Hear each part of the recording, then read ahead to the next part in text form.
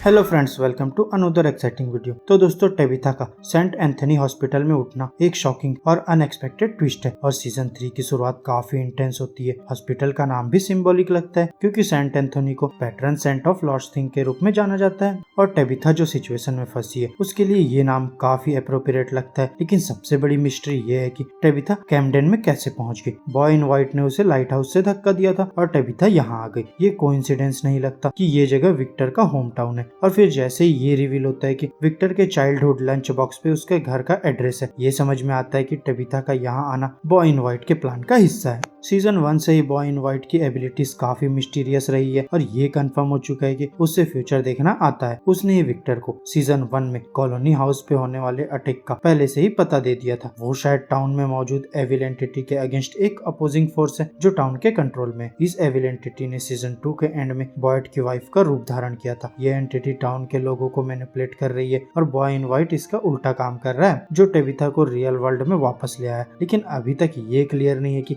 Boy in white का final goal क्या है। वहीं टेबिथा हॉस्पिटल में अपनी माँ को फोन करती है लेकिन अपने करंट वेयरबॉट्स के बारे में कुछ नहीं बताती। उसका फोकस अपनी फैमिली को वापस लाने पे है और वो नहीं चाहती कि उसके हाल पर कोई और इंटरफेयर करे। टेबिथा ये भी जानना चाहती है कि उसके वहाँ से जाने के बाद कितना वक्त बीत चुका है क्योंकि फ्रॉम टाउन में टाइम काफी मिस्टीरियस लगता है। विक्टर ने एक बार कहा था कि सीजन्स कभी चेंज नहीं होते, तो ये पॉसिबल है कि फ्रॉम टाउन का वक्त रियल वर्ल्ड से अलग है। शायद वहाँ वक्त स्लो या डिफरेंट स्पीड से चलता हो। और फिर हॉस्पिटल से निकलने के बाद टेबिथा एक चर्च जाती है और एक प्रिस्ट को अपना कन्फेशन देती है। वो अपने गिल्ट और पेन के बारे में बात करती है और कहती है कि अगर गॉड है तो उसने एक दर्द भरी दुनिया बनाई है जिसमें सिर्फ पेन और सफरिंग है। उसके बच्चे थॉमस की मौत ने उस पर गहरा असर डाला है और उसे लगता है कि गॉड को इसके लिए जिम्मेदार ठहराना चाहिए। उसका गिल्ट और दुख उसे तोड़ रहा है और ये जर्नी टेबिथा को विक्टर के बचपन के घर तक ले जाती है। विक्टर का फादर टेबिथा को पहली बार मिलता है और उनकी मुलाकात में एक अलग ही इंटेंसिटी होती है। विक्टर के फादर को अपने बचपन के लंच बॉक्स को देखकर कुछ यादें ताजा हो जाती है। ये आदमी काफी थका और टूटा हुआ लगता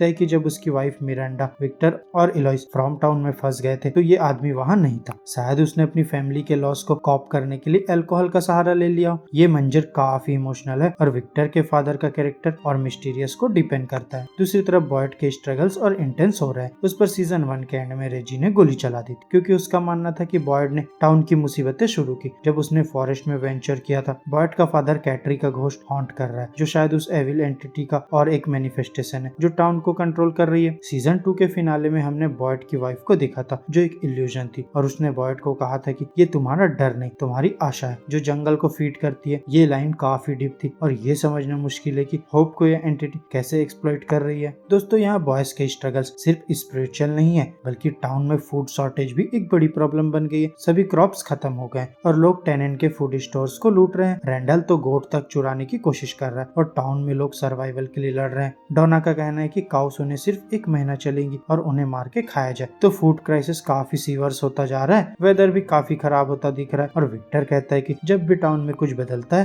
तो कुछ बुरा होता है। अब बर्ड और टाइचन एक काउ को बार्न में ले आने में सफल होते हैं लेकिन मॉन्स्टर्स ऑलरेडी उन्हें ट्रैक कर चुके होते हैं। एक मॉन्स्टर बर्ड के शोल्डर पे अटैक करता है, वही शोल्डर जहाँ उसे गोली लगी थी। ये कोइंसिडेंस है या कुछ और डीपर कनेक्शन, ये अभी तक अनक्लियर है। बर्ड का ब्लड भी काफी बड़ी मिस्ट्री बन गया क्योंकि सीजन 2 में वो एक पैरासाइट से इन्फेक्ट हो गया था जिससे उसका ब्लड मॉन्स्टर्स के लिए पॉइजन बन गया था। शायद ये इन्फेक्शन अब तक उसकी बॉडी में कुछ एंटीबॉडीज छोड़ गया हो जो फ्यूचर में उसकी मदद करे। जिम और कैनी का मिशन टेबिथा को ढूंढना है। बॉयड उन्हें लाइट हाउस का रास्ता बताता है लेकिन फॉरेस्ट कॉन्स्टेंटली चेंज होता लग रहा है। फॉरेस्ट के बीच एक नई मिस्टीरियस जगह मिलती है, पियोनियर टाइम्स के केबिन्स जिनके आसपास क्रीपी स्टेचूज है। ये स्टेचूज काफी अनसेटिंग है और लगता है ये टाउन के पुराने हॉरर्स को रिप्रेजेंट करते हैं। एक स्टेचू के सर में नेल्स लगे हुए जो उस लड़की से मिलता जुलता है जिसे हम सीजन 2 में फॉरेस्ट में मिले थे। फातिमा की प्रेगनेंसी स्टोरी लाइन और मिस्टीरियस हो गई है। उससे कहा गया था कि वो माँ नहीं बन सकती लेकिन फ्रॉम टाउन में ये इम्पॉसिबल चीज पॉसिबल हो गई है। शायद ड्राउन्ड वुमेन जो एल्जिन को हॉन्ट करती है वो फ्यूचर फातिमा हो।